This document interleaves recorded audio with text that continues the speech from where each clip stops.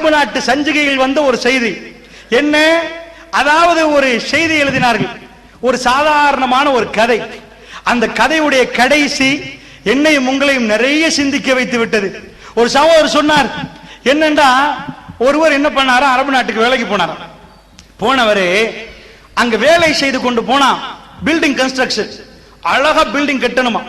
இவர் என்ன பண்றாரு, அம்மானிதத்தை அப்படி நிறைவேற்றி களவு செய்யாம பொய் சொல்லாம பொஸ்டம், அதாவது அவருக்கு மேல ஒரு பொஸ் இருப்பாரா, வேலைக்கு போனவர் நல்ல அழகா பில்டிங்ல கட்டி கொடுக்க ஆகோ ஓஹோன்னு ஆர்டர் வந்திருக்கு. ஆர்டர்கள் வர உண்மை சம்பவம் என்று கூட போட்டிருக்கிறாங்க. ஆர்டர் எக்கச்சக்கமாக வந்திருக்குது. இந்த பொஸ் நிறைய சம்பாதிச்சிட்டார். சம்பாதிச்சா இவரும் சம்பாதிச்சிட்டார். யாரு, இந்த வேலை செஞ்சவர் சம்பாதிச்சா அவருக்கு ஊருக்கு போக ஆசை வந்துட்டு, வீட்டுக்கு போக ஆசை வந்துட்டு, ஆசை வந்தால் ஒரு மனுஷனுக்கு என்ன வரும் தெரியுமா, அவசரமும் சேர்ந்து வரும். ஒரு பொடி எனக்கு மோட்டார் பைக் வாங்கணும்டா, ஆசை மட்டும் வரல, அவசரமும் சேர்ந்து வந்துச்சு. ஒருத்தனுக்கு ஒரு பொம்பளை புள்ள வேணும்டா, 4 நாள் வெயிட் பண்றதே கஷ்டமா போயிரும். எப்படி விருப்பத்தை கேட்கிறேன்னு சுட்டி போட்ட பூனை மாதிரி 4 பக்கத்திலே சிந்திப்பான். ஆசையோட சேர்த்து அவசரமும் சேர்ந்து வந்துடும். அல்லாஹ்வுடைய நல்லடியார்களே, வீட்டுக்கு போகணும் என்று பொஸ்ட சொன்னா பிளான முடிச்சிட்டு தான் சொல்லிருப்பாரு. அவ்வளவு பெரிய ஆசையோட அவசரமும் வந்து வீட்டுக்கு போனோம்ட்டார். எனக்கு சம்பாரிச்சது நல்லாவே போதும், கோடி கோடியா நான் சம்பாரிச்சிட்டேன், இதுக்கு மேல அரபு நாட்டு வாழ்க்கை வேணாம், புள்ள குட்டியோட நிம்மதியா வாழ ஊருக்கு போறேன்ட்டார். அவங்க போச்சு என்ன பண்ணிட்டாரு தெரியுமா, அவருடைய ஆசைக்கு மண்ணள்ளி வாரி போடுற மாதிரி அவர் ஒரு வார்த்தை சொல்லிட்டாரு, ஒரே ஒரு ஃபைனல் ப்ராஜெக்ட், அந்த ப்ராஜெக்ட மட்டும் முடிச்சிட்டு போயிரு. அப்படித்தானே சொல்லுவாங்க. சார் கொஞ்சம் போயிட்டு வரட்டுமா, இன்னொரு 10 நிமிஷம் வேலை செஞ்சுட்டு போறியா, இன்னொரு அரை அவர் அப்படின்னு கேட்பாங்க பொஸ்மார்கள். இவர் என்ன பண்ணிட்டாருன்னா ஃபைனல் ப்ராஜெக்ட், லாஸ்ட் பில்டிங், இதை மட்டும் கட்டிட்டு முடிச்சிரு, வேற ஒன்னும் கட்ட வேணாம், வீட்டுக்கு போயிரு. இவர் என்ன பண்ணிட்டாரு, இவ்வளவு நாள் அமானிதத்தை பேணவரு, அழகா அழகா பார்த்து கட்டினவரு, பசுந்து பார்த்து கட்டினவரு, எது பொருத்தம் என்று பார்த்து கட்டினவரு, வேகமாக இத ஊருக்கு போகணுமே அவசரம் சேர்ந்து வந்துட்டா அவசரமா கல்ல வச்சுட்டாரு. அது இது ஒரே கெட்டு, அதை போட்டு இதை போட்டு இதை போட்டு கெட்டு முடிச்சிட்டாரு. பில்டிங் முடிஞ்சிட்டு எவ்வளவு நிதானமாக கெட்டினவரு ஃபைனல் ப்ராஜெக்ட வீட்டுக்கு போற அவசரத்துல முடிச்சிட்டாரு. முடிச்சிட்டு வந்து அழகான ஒரு அரண்மனை தான் பிளானிங்ல. ஆனால் இவர் இப்ப அதெல்லாம் பார்க்கல, கிடைச்சி இருந்தா ஸ்டாக் இல்லாட்டி இருந்து ஸ்டாக்க போட்டு கெட்டு அப்படின்னு முடிச்சிட்டாரு. முடிச்சிட்டு வந்து பொஸ்ட சொல்லிட்டாரு, இதாங்க எல்லாத்தையும் ஒப்படைக்கிறேன், என் பொறுப்பு முடிஞ்சிட்டு என்ன ஊருக்கு விடுங்க, என் போதும் வேலை செஞ்சுட்டாரு. அவர் திரும்புறார், பொஸ் தட்டி கூப்பிட்டு இதாப்பாண்டு துறப்ப கையில கொடுப்பாரு. அவர் துறப்ப வாங்கிட்டு என்ன சொல்லுவாரு, பொஸ் கையில கொடுத்துட்டு, கெட்டினிய கடைசி அரண்மனை அது உனக்கு கிஃப்ட், பிடிச்சிரு, தலையில கைய வைப்பான மனுஷன், அடப்பாரு எல்லாருக்கும் அழகு பார்த்து ஊடு கட்டி கொடுத்தனே, என் வீட்டுக்கு இந்த டைல வச்சிருக்கணும், இந்த பெயிண்ட் அடிச்சிருக்கணும், இந்த மாதிரி செஞ்சிருக்கணுமே, என் வீடா இருந்தா எப்படி ரசித்து ருசித்து கெட்டிருப்பேன், எனக்குள்ள வீடா இது. கடைசி வரி என்ன தெரியுமா, அந்த ஆர்டிக்கிளுடைய, இதே மாதிரி மறுமையிலே நானும் நீங்களும் தலையில் கை வைக்க கூடாது, அல்லாஹ்வுடைய முன்னணியில் நிப்பாட்டப்பட்டு தொழுகையெல்லாம் முன்னாடி காட்டப்படும். அல்லாஹ்வுடைய நல்லடியார்கள், எனக்காக உங்களுக்காக நீங்களும் நானும் தொழுதிருந்தால், அழகுற அழகுற அழகுற அழகாக அழகாக அதை தொழுதிருந்தால், அல்லாஹ் ஜல்ல ஷானுஹு தஆலாவுடைய முன்னிலையில் அந்த தொழுகைகள் எடுத்து காட்டப்படுகிற நேரம் நானும் நீங்களும் சந்தோஷமாக பார்ப்போம். அந்த இரவிலே நின்றோமே, அந்த இரவிலே தேம்பி தேம்பி அழுதோமே, அந்த இரவிலே அல்லாஹ்வுடைய அருளை தேடிக்கொண்டு இருந்தோமே, அந்த பகலில் எல்லாம் அல்லாஹ்வோடு பேசினோமே, அந்த தொழுகைகள் மறுமை நாளில் எடுத்து காட்டப்படுகிற நேரம் நானும் நீங்களும் பிரகாசம் மின்னிய முகத்தோடு அல்லாஹ் ஜல்ல ஷானுஹு தஆலாவுடைய சந்திப்பை அற்புதமாக எதிர்பார்ப்போம். எங்களுக்கெண்டே இல்லாமல் என்னமோ தெரியல, ஊர்ல பெரிய ஆளாக்கிட்டாங்க, நேரத்துக்கு பள்ளிவாசலுக்கு போகாட்டி குறை சொல்லி விடுவார்களே, நேரத்துக்கு பள்ளிக்கு இல்லாட்டி பெரிய பிரச்சனை, அவர் இதை கேட்பார் இவர் அதை கேட்பார் என்று போனால் அதோ கதி. அல்லாஹ்வுடைய நல்லடியார்களே, தொழுகையிலே உயிரோட்டம் இல்லை என்றால் இஹ்தின ஸிராத்தல் முஸ்தகீம், யா அல்லாஹ் எங்களுக்கு நேரான பாதையை காட்டுவாயாக என்று ஒரு நாளைக்கு எத்தனை தடவை கேட்கிறோம் அல்லாஹ்வுடைய நல்லடியார்களே. கடமையான தொழுகையில் 17 வாட்டி கேட்கிறோம் அல்லாஹ்வுடைய நல்லடியார்களே. நேரான பாதை ஹிதாயத் இல்லாமல் எனக்கும் உங்களுக்கு மரணம் சம்பவித்தால் அல்லாஹ் பாதுகாக்க வேண்டும். அல்லாஹ்வுடைய நல்லடியார்களே, அந்த தோழர்கள் எதிர்பார்த்ததே அதுதான். இந்த தொழுகையிலே அல்லாஹ்விடம் அதிகம் அதிகம் எதை கேட்கிறோம் தெரியுமா? ஹிதாயத், மறந்து விடாதீர்கள். தொழுகை என்றால் சாதாரண அமல் அல்ல, ஹிதாயத்துக்குரிய அமல். அல்லாஹ்விடம் நிறைய கேட்கிறோம். ஏன் தெரியுமா? எது அதிபயங்கரம் தெரியுமா? இந்த உலகத்தில் எது முக்கியம்? எது முக்கியம்? அல்லாஹ்வுடைய நல்லடியார்களே, சொத்து, செல்வம், புள்ள குட்டிகள் எல்லாம் முக்கியம். ஒரு மூமினுக்கு எது முக்கியம் தெரியுமா? எல்லாத்தையும் வைத்துவிட்டு ஹிதாயத்தை பக்கத்தில் வைத்தால் அவன் ஹிதாயத்துக்கு பிறகுதான் மற்ற எல்லாத்தையும் பார்ப்பான். அல்லாஹ்வுடைய தூதர் ஒரு துஆ கேட்டார்கள். அனஸ் பின் மாலிக் ரலியல்லாஹு அன்ஹு அவர்கள் ஆச்சரியப்பட்டார்கள். அல்லாஹும்ம யா முகல்லிபுல் குலூப் ஷப்பித் கல்பி அலா தீனிக். உள்ளங்களை பரட்டக்கூடிய என்னுடைய ரப்பே, என்னுடைய உள்ளத்தை மார்க்கத்தின் பக்கம் நிலை பெறச் செய்வாயாக. அனஸ் பின் மாலிக் ரலியல்லாஹு அன்ஹு கேட்டார்கள், யா ரசூலல்லாஹ், நிறைய கேட்கிறீர்களே, அவரோடு வளர்ந்த பிள்ளை அனஸ் பின் மாலிக், நிறைய கேட்கிறீர்களே, நீங்கள் கேட்கணுமா யா ரசூலல்லாஹ்? அல்லாஹ்வுடைய தூதரிடம் அடுத்தது சொன்னார்கள் அனஸ் பின் மாலிக், அல்லாஹ்வுடைய தூதரே, எங்கள் விஷயத்திலே ஹிதாயத்து விஷயத்தில் நீங்கள் பயப்படுகிறீர்களா யா ரசூலல்லாஹ்? ஜிஹாது களத்தில் குதித்தவர்கள் சஹாபாக்கள், எல்லா தர்மங்களையும் செய்தவர்கள் சஹாபாக்கள், இப்படிப்பட்ட தியாக செம்மல்கள் விஷயத்திலும் இந்த ஹிதாயத்துடைய விஷயத்தில் நீங்கள் பயப்படுகிறீர்களா?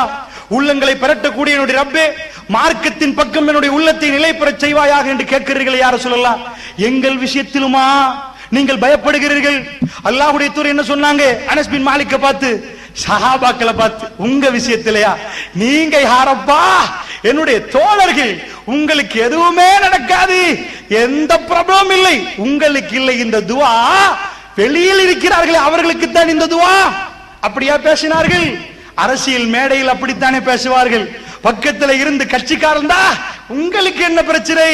நான் பிரதமர் ஆனால், நான் மந்திரி ஆனால் எல்லாம் உங்களுக்கு எந்த பிரச்சனையும் இல்லை, மற்றவர்களுக்கு தான் பிரச்சனை. பக்கத்தில் உள்ளவர்களை அப்படி தூக்கி பேசுவார்கள். ரசூலுல்லாஹ் என்ன சொன்னார்கள் தெரியுமா? மனசு நொந்து விடுமா பக்கத்தில் உள்ளவர்களுக்கு சொன்னால்? இவ்வளவு சிறப்பி பேசணும், அப்படித்தானே பேசுவாங்க. பக்கத்தில் உள்ளவர்களை, இவர்கள் தான் எங்களுடைய படை, இவர்கள் தான் எங்களுடைய கூட்டம், மற்ற எல்லாத்தையும் கேவலமாக பேசுவார்கள்.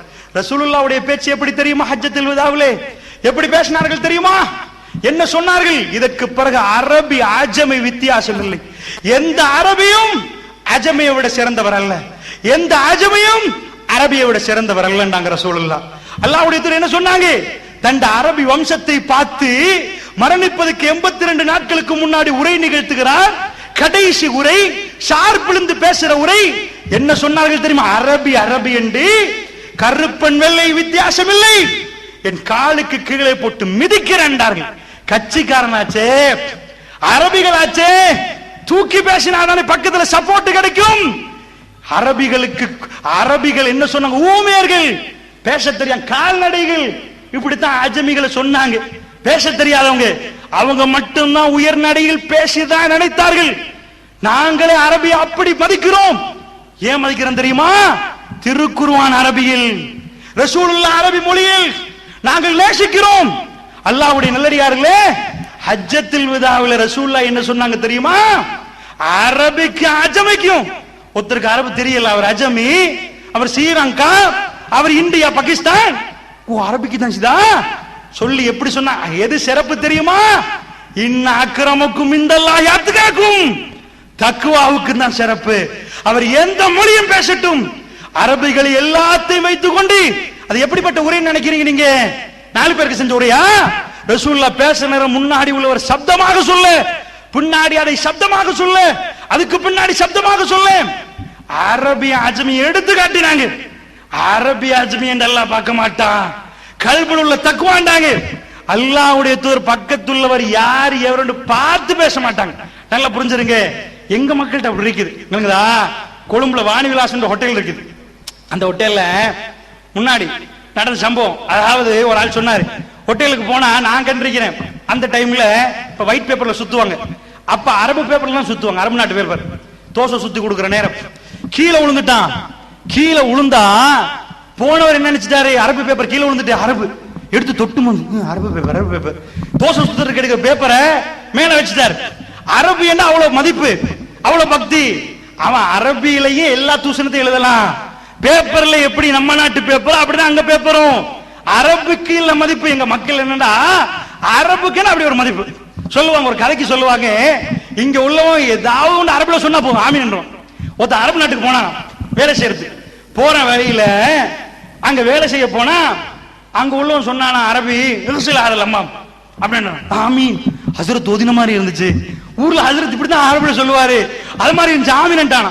கொஞ்ச நாள் வேலை செஞ்ச பிறகுதான் அரபு மொழி தெரிஞ்ச பிறகு விளங்கிருக்குதான். ஓஹோ, அரபி அண்டைக்கு சொன்னது இதுதானா? கழுவுடா டொய்லெட் ஆமீன்ட்டேன். உன் அண்டைக்கு டொய்லெட்ட கழுவ சொன்னானோ? ஊர்ல எப்ப அரபு வார்த்தை கேட்டாலும் ஆமீன்றது.